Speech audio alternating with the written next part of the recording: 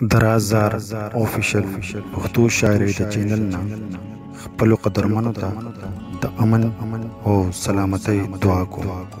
السلام علیکم ورحمت الله وبرکاته. ګرانو ملګرو، موږ چې کله د انقلاب خبره کوو نو عام تاثر دا دی چې د یو زبردستې معرکې نه پس ټول معاشرتي او معاشي نظام بدل شي.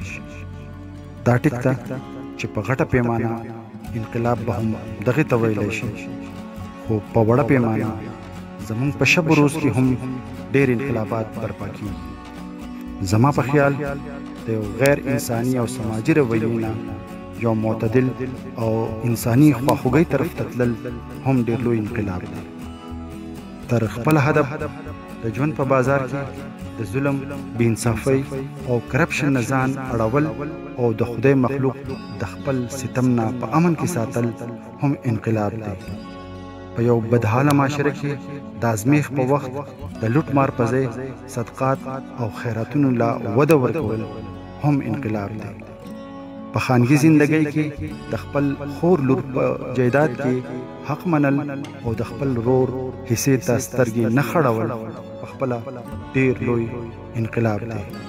مختصر دا ویلی شم چې انقلاب بدلون ته وایي او د غیر انساني او غیر اسلامي سوچ نه یو خدایي ترتیب او فطري نظام ته راتلل په اصل کې د انقلاب روح دی. راځئ چې د یو مهم عظیم ترین انقلاب نه مخکې په خپل خویونو کې انقلاب راولو. همدا د انقلاب صحیح آغاز دی. دا د غزل یو څو اشعار ستاسو سره شریکوم.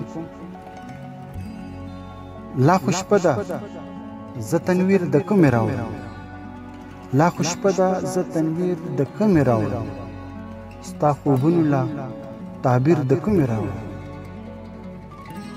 ما د عقل تقاضې ټولې پوره کړې، ما د عقل تقاضې ټولې پوره کړې، خو تدبیر له اوس تقدیر د کومې راوړم.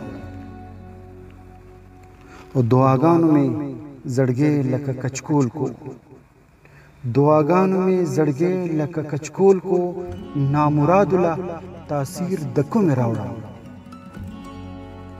او چې ستا واړه فیصلو ته لږې کېږي، چې ستا واړه فیصلو ته لږې کېږي، تاله داسې زړه اسیر د کومې راوړم. او زما شپې خو د جهان فکر لږې کړي، زما شپې خو د جهان فکر لږې کړي، ستا ذکرونو لا شوګیر د کومې راوړم. او زه فضل د خپل غمونو پوره نه یم، زه فضل د خپل غمونو پوره نه یم، تا له ستا په غم ظاهر د کومې راوړم. لا خو شپه ده زه تنویر د کومې راوړم، ستا خوبونو لا تعبیر د کومې راوړم.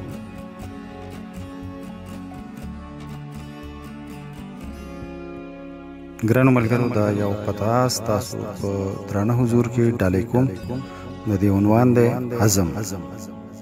د الفت ډیوه په لاس کې د طوفان سره جنګېږم، د الفت ډیوه په لاس کې د طوفان سره جنګېږم، طوفانونه دې واپس شي خدای ګو زه نه شاته کېږم، زه به ځم په مخکې مخکې که ساحل وي که موجونه، زه به ځم په مخکې مخکې که ساحل وي که موجونه، زه د واړو بې پروا یم که جارو ځم که ډوبېږم. ګرانو ملګرو، امید دی چې دا کلام او مختصر تنقیدي خبرې به ستاسو خوښې شوي او د دې په هکله به زما سره په کمنټس کې خپل دریځ شریکوئ. زه به د اصلاح په غرض ستاسو د دروند خیال په تمه یم.